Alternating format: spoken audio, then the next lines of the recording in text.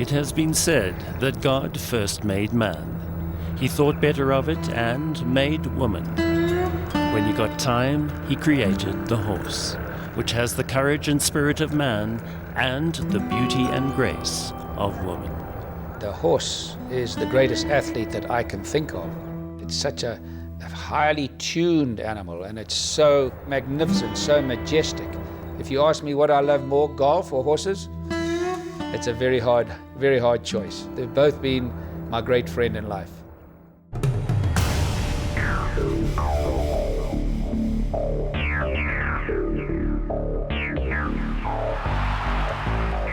The jockey is an extremely good athlete, extremely good.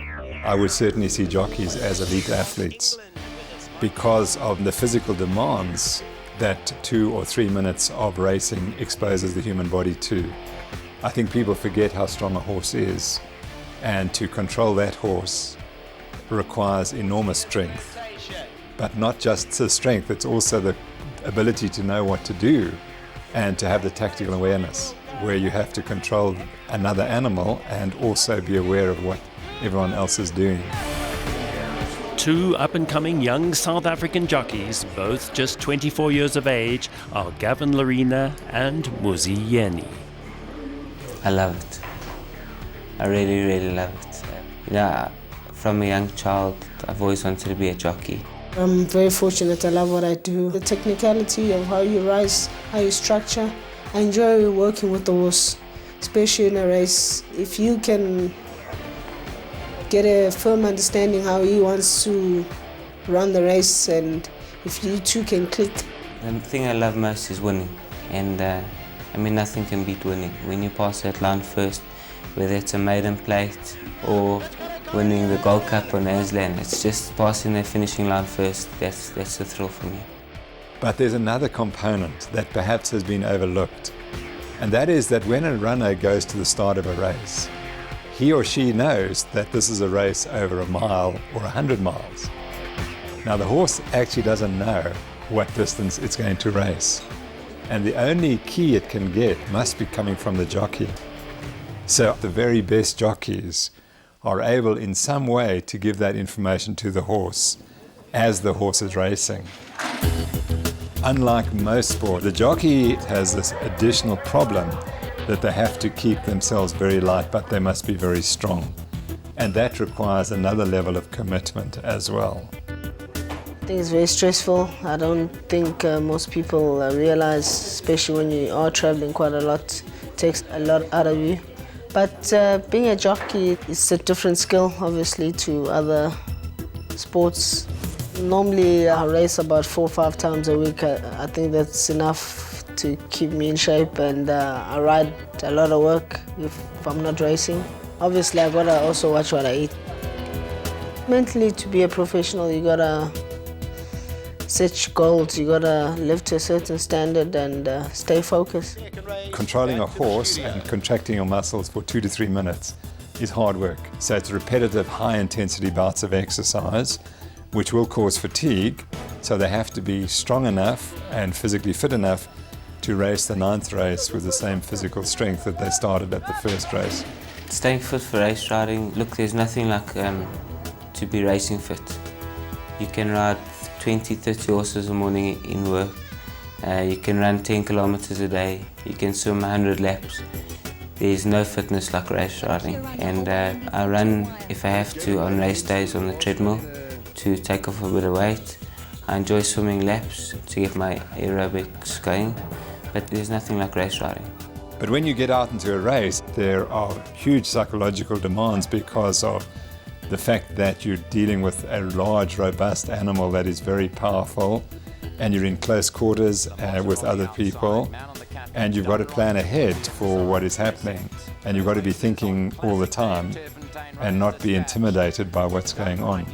So there's a whole range of skills. So there is a real risk of serious injury. You have to be brave to ride a horse in a race. That's another component. When you're a jockey riding with those horses all next to you, it's a life-threatening business. In golf, you get another chance tomorrow. In rugby and cricket, you get another chance. But in horse racing, when those jockeys fall off, but they are great athletes. I cannot even begin to tell you how tough it is. I can never praise the jockeys enough. Stud farmer and world-renowned golfer, Gary Player is the only person ever to have completed a Grand Slam on both the regular and international senior tours. One of South Africa's greatest sporting ambassadors, Gary Player knows better than most the pride felt when putting on the Springbok blazer. To attain success for your country is very important. So when you get a Springbok blazer and you recognize there's somebody who did that, it is just a great, great thrill. Two of South Africa's most promising young jockeys, by age 23, both Gavin Lerena and Muzieni had earned their Springbok colours. For me, to put this blazer on, it's really, really amazing. It's one of my biggest highlights of my career. Representing South Africa and getting the better of the likes of Frankie Dettori, Gavin won 2 of the challenge races, taking the Victor Ladorum for the 2009 International Jockeys Championship event. The following year, Muzieni was awarded his Springbok colours when he was selected for the team to represent South Africa in the 2010 International Jockeys Challenge.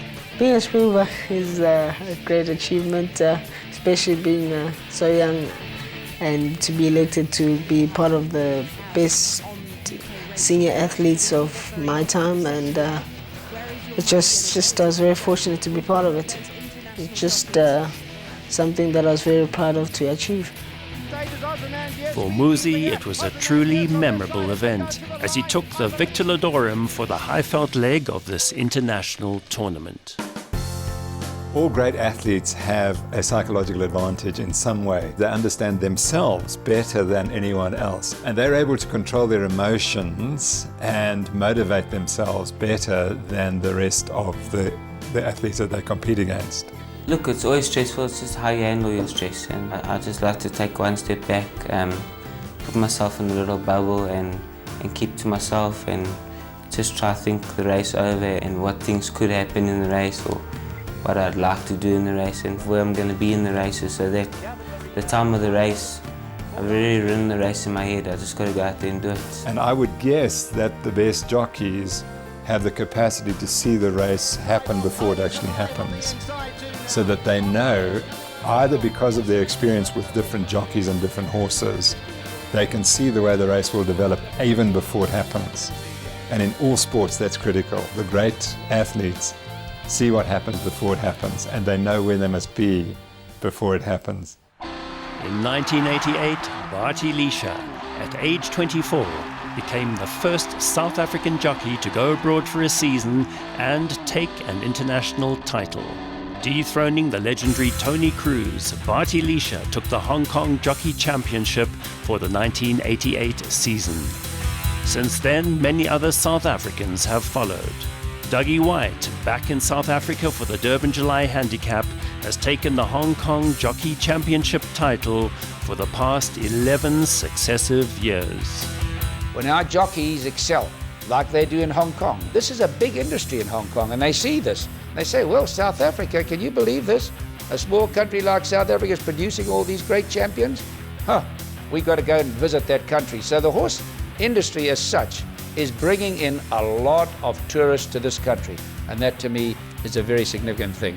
In our studies, for example, we find that the best athletes have the highest emotional intelligence. If you meet Gary Player, you'll see this the most positive person you ever met in your life. He's positive and charismatic because he's got this emotional intelligence. He knows how to deal with people, and that allowed him to become successful. So emotionally intelligent people make the right decisions. They know what's good for their sport and what's bad for their sport, what's good for their health, and they repeatedly make the right decisions. And if you make enough of the right decisions, you eventually can be successful. It's Ippy Tomby in front. Ippy Tomby beat Paolini, Royal Tristan. You talk about ambassadorial roles for this great country. Look at Michael de Kock. Michael de Kock is the best international trainer on the planet. Quite honestly, I don't think there's a better trainer anywhere. Look what he's done. You know, going into Dubai, Singapore, Hong Kong, America. I mean, he had a horse called Ippy Tomby that won the 3 big races in Dubai. JPEG the outside, JPEG. And then JPEG, look how well JPEG did. I mean, so these people in the Middle East say, wow. And I know they're visiting here because they visit a farm up the road here to come out and spend time in their little game reserve and enjoy themselves. So there's this great interest that horse racing has caused in our country. So it plays a vital role as an ambassador. It's a great sport, and the pleasure that it's given people. I just think what this horse industry has done in South Africa. It creates 100,000 jobs a year. That's amazing and increasing. All I can say is, come down to South Africa because there's huge opportunity here. I think South African lifestyle has a huge amount to offer any visitor coming here. If you're a visitor coming in here from Europe, say, there's fantastic food and wine, there's fantastic places to stay. There's nothing you can't do here. And in addition to that, if you can, get involved in buying bloodstock and going racing at an affordable price, then, I think that the advantages are enormous. So the horse industry as such is bringing in a lot of tourists to this country. And that to me is a very significant thing. And I'll come back to tourism. It's so important. If we can get 20 million tourists a year, everybody in this country will have a job. We are a far greater country for tourism than Spain, and they get plus or minus 40 million.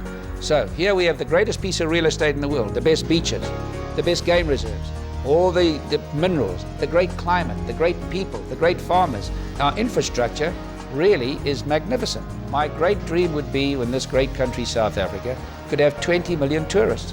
And with our infrastructure, we should be able to do that very easily. South Africa Raw, best gift we's aboard, iridescent. If I were to look at horse racing, the difference is that the amount of money put into the sport is astronomical into horse racing than compared to any of the other sports we've discussed. And so therefore the competitiveness has to be much higher.